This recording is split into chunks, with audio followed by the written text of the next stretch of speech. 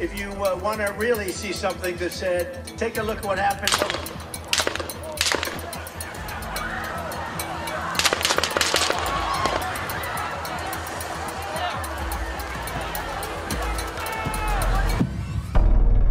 90 minutes of failure, the shocking timeline. 90 minutes. That's how long police knew about the Trump shooter before he fired. The latest body cam footage exposes a shocking timeline of missed opportunities and ignored warnings. What really happened in those crucial moments before the shots rang out. On July 13, 2024, in Butler, Pennsylvania, what should have been a routine political rally turned into a nightmare. Thomas Crooks, the man who would become known as the Trump shooter, was spotted by law enforcement an hour and a half before he opened fire. This revelation contradicts earlier claims that authorities only had 1 hour's notice. The shooting sent shockwaves through the nation, leaving people wondering how this could have happened. In the next few minutes, we're going to break down the events of that day. You'll see just how many chances there were to stop Crooks before he pulled the trigger. It's a story of missed signals, ignored warnings, and a series of failures that almost changed history.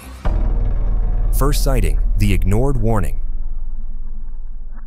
The first red flag went up at 5:06 p.m. Thomas Crooks was spotted outside a secured fence at the Trump rally in Butler, Pennsylvania. This wasn't just some random guy wandering around. Witnesses and local police immediately noticed something off about his behavior. You'd think this would set off alarm bells, right? Well, it did, sort of. Multiple alerts were sent to law enforcement, including the Secret Service. But here's where things start to fall apart. Despite these early warnings, no one took adequate action. It's like they got the message, but forgot to read it. Now, let's talk about that timeline for a second. Remember how officials initially claimed they only had an hour's notice about Crooks? Yeah, that's not adding up anymore. This first sighting was a full 90 minutes before the shooting. That's an extra 30 minutes they could have used to stop this guy, but they didn't. So what happened next? At 5:14 p.m., just 8 minutes after that first sighting, things got even more serious. A counter sniper, one of the good guys meant to protect everyone at the rally, spotted Crooks doing something that should have set off every alarm in the book. He was using a rangefinder. For those who don't know, that's a tool used to measure distances accurately, not exactly something you bring to a political rally for fun. This is one half of the Secret Service counter sniper team. This is the North team, and they are seen to be setting up. They're setting up their gear and machinery in their barn, which is going to be on the left side of the stage if you're facing the stage. This is the second half of the counter sniper team, the South Side team. They are over here on bar number 14, which is on the right side of the stage if you're facing the stage. They are also clearly seen setting up with their gear. The counter sniper didn't just sit on this information. He took a photo and sent it up the chain of command. This crucial piece of evidence landed in the hands of the Secret Service a whole 19 minutes before the shooting. That's 19 minutes they could have used to track down Crooks and stop him. But again, nothing happened. One officer later said, "We assumed that when he put that information out to command, that command took that information and did something with it." But you know what they say about assuming, right? In this case, it almost led to disaster. The officer reportedly took a picture of the gunman looking through the rangefinder, according to CBS News, and immediately radioed to a command post to report the sighting. By 5:52, 19 minutes before the shooting, the Secret Service was made aware that Crooks was spotted with a rangefinder and disseminated that information to other officers on site. But guess what? After this, they lost sight of him then at 5:28 p.m., laughably hilarious. As the minutes ticked by, the situation only got worse. Crooks was spotted again around 5:45 p.m. By this point, multiple law enforcement agencies had been alerted to his presence and suspicious behavior, yet somehow he remained free to carry out his plan. This isn't just a story about one man slipping through the cracks. It's about a systemic failure of communication and action. Each sighting, each piece of evidence was like a domino falling, but instead of triggering a response, these dominoes fell silently, unnoticed by those who should have been paying attention. But this is just the beginning of our story. As shocking as these missed opportunities are, they're only the tip of the iceberg. In the next section, we're going to dive deeper into the mounting evidence that should have stopped Crooks in his tracks. We'll explore more sightings, more suspicious behavior, and even more inexplicable inaction from those tasked with keeping everyone safe. Red flags everywhere, mounting evidence.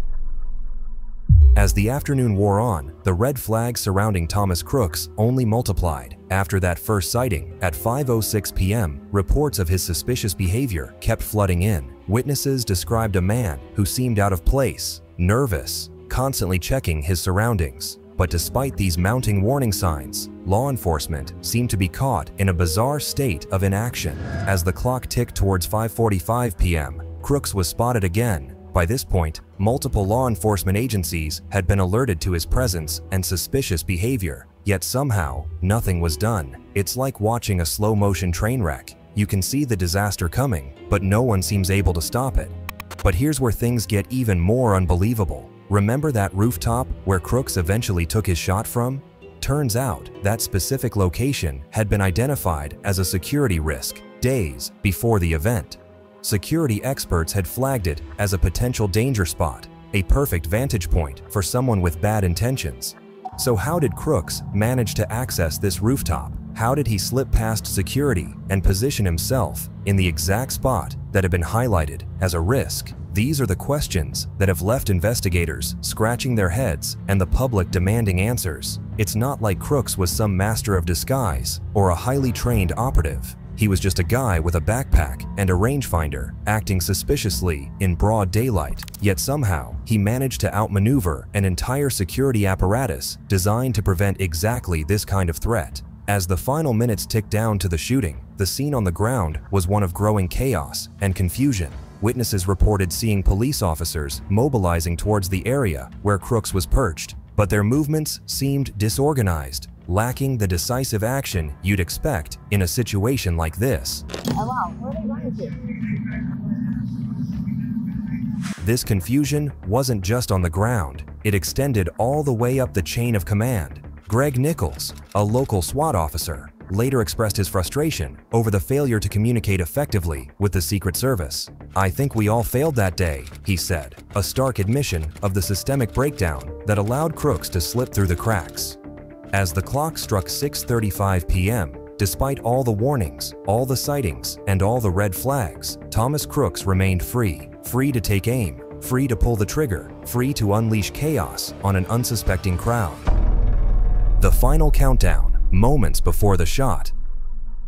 The final 20 minutes before the shooting were a tense countdown filled with missed opportunities and growing dread. At 6:15 p.m., just as the sun was starting to set over Butler, Pennsylvania, Thomas Crooks was still on the move. Despite hours of suspicious activity and multiple sightings, he had yet to be taken down. Secret Service agents, who had been alerted to Crooks' presence earlier, suddenly lost sight of him. It was as if he had vanished into thin air. One agent later reported, "We had eyes on the subject, then he just disappeared. It was like he knew exactly where our blind spots were." As the minutes ticked by, Crooks made his way towards the rooftop that would become his vantage point. This wasn't just any rooftop. It had been identified days earlier as a potential security risk. Yet somehow, Crooks managed to access it without anyone stopping him.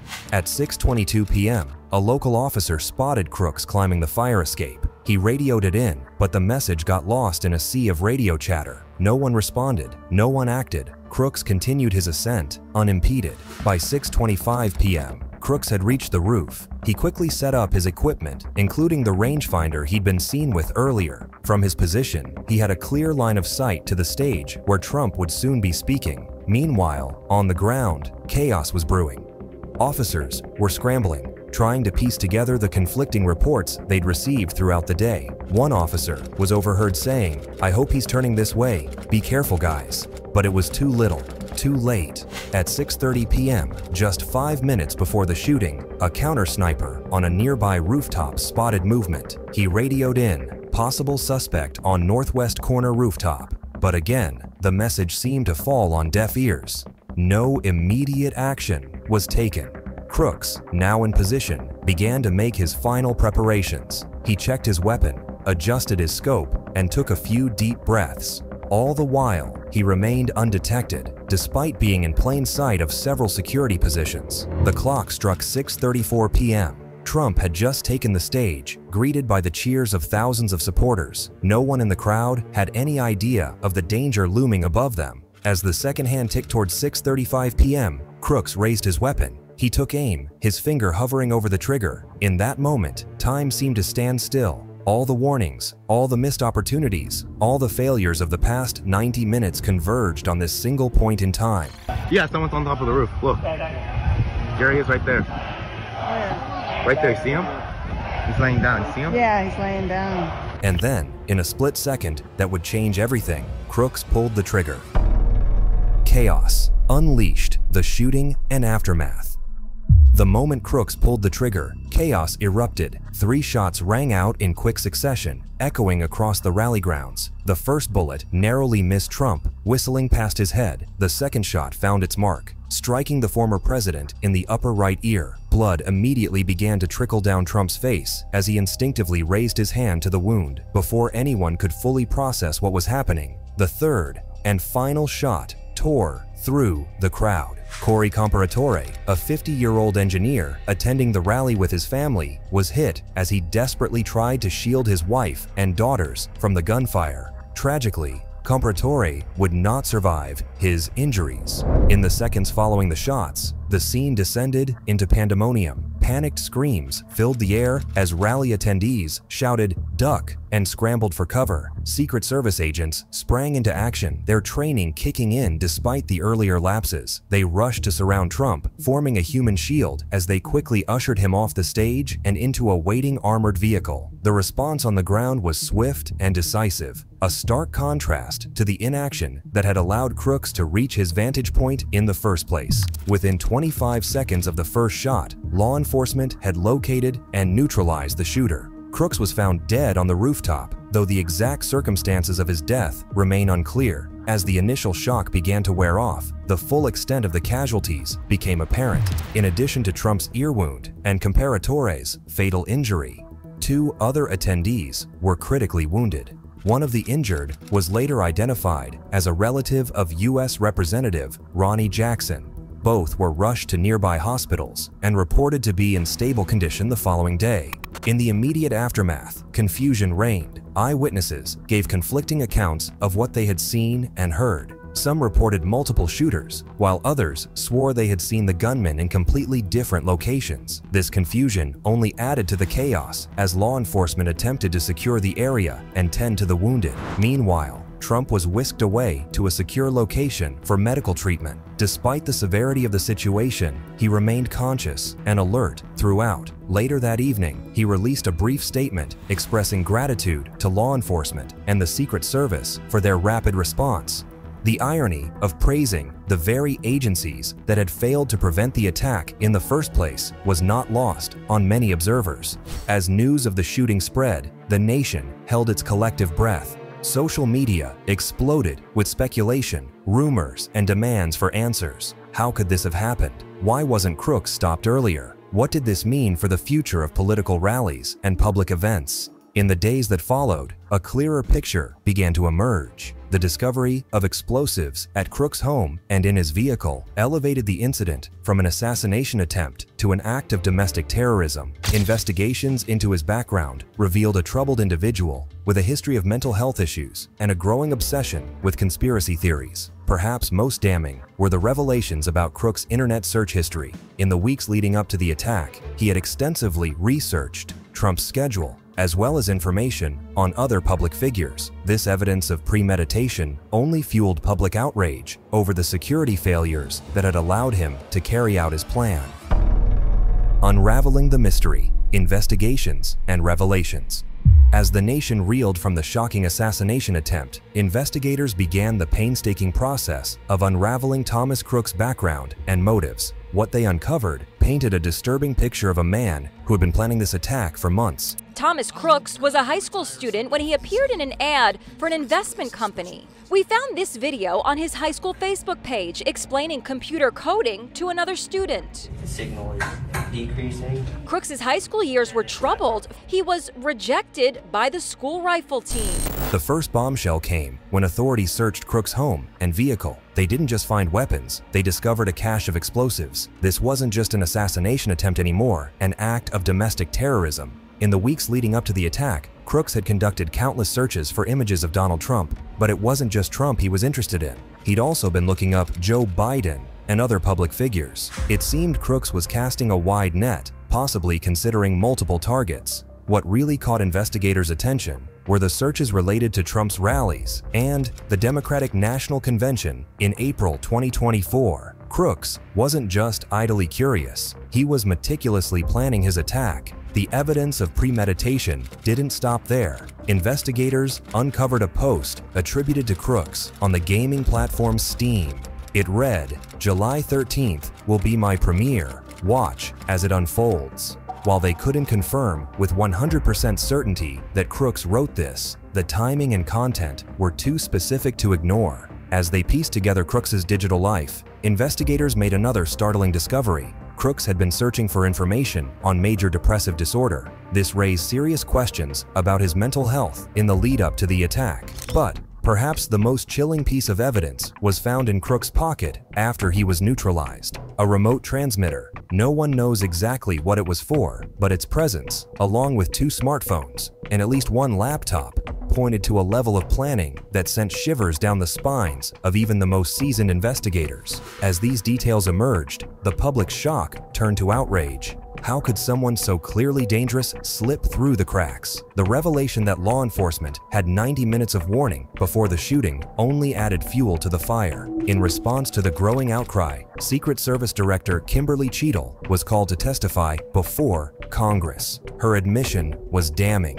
She described the assassination attempt as the Secret Service's most significant operational failure in decades. Cheadle's testimony was a turning point. It transformed what could have been dismissed as a lone wolf attack into a massive scandal. Questions about competence, communication, and accountability echoed through the halls of power. The fallout was immediate and bipartisan. Calls for Cheadle's resignation came from both sides of the aisle, but many argued that simply replacing the head of the Secret Service wouldn't be enough. They demanded a complete overhaul of security protocols for public figures. The fallout, trust shattered, and questions unanswered. The leaked Bodycam footage hit the internet like a bomb. Suddenly, everyone could see what really happened in those 90 minutes before Thomas Crooks opened fire. People were shocked, angry, and scared. How could this happen in America? Social media exploded with outrage. People shared clips of the footage, pointing out all the missed chances to stop Crooks. One video showing a cop spotting Crooks with a rangefinder went viral. Millions watched as nothing was done to stop him. Trust in law enforcement took a massive hit. People started questioning everything they thought they knew about how we protect important figures. If they can't keep a former president safe, what chance do regular folks have? The reaction wasn't just online. Protests broke out in major cities. People demanded answers and accountability. Signs reading 90 minutes of failure and "Who's protecting us?" filled the streets. The anger was palpable. Some argued for stricter measures. They said we needed more barriers, more checks, more armed guards. Others worried about going too far. They asked if turning every political rally into a fortress was really the answer. The debate got heated. One side said, "Better safe than sorry." The other warned about the dangers of living in a police state. Finding the right balance between security and freedom became the hot topic of the day. Conspiracy theories started popping up too. Some people couldn't believe that so many trained professionals could mess up this badly. They started claiming it was all part of some bigger plot. These ideas spread like wildfire online, adding to the general sense of mistrust. The incident raised bigger questions about how we protect public figures in the digital age. With social media and constant news coverage, it's easier than ever for potential threats to track their targets. How do we adapt our security measures to this new reality? This is Crooks' 2022 high school graduation. He graduated community college in May with an associate's degree in engineering science. He found work as a dietary aide at a nursing home after passing a background check. Questions about mental health came up too. How do we identify and help troubled individuals before they turn violent? The system had clearly failed Thomas Crooks. Could better mental health support have prevented the whole thing? As the dust settled, one thing became clear: things couldn't go back to normal. The public's trust in its institutions had been shaken to the core. People were demanding real change, not just empty promises. A wake-up call, lessons from a near miss. This whole incident was a wake-up call. It showed us how easily things can go wrong when people get complacent. The Secret Service, local police, everyone involved, they all dropped the ball, and it nearly cost lives. We learned some hard lessons here. First, you can't ignore warning signs. When multiple people report something suspicious, you need to act. Second, communication is key. If different agencies aren't talking to each other, disaster can strike. But maybe the biggest lesson is this: security isn't something you can take for granted. It takes constant vigilance. One slip up, one moment of not paying attention, and everything can fall apart. So next time you're at a big event, or even just out in public, stay alert, because the line between safety and disaster, it's thinner than you might think.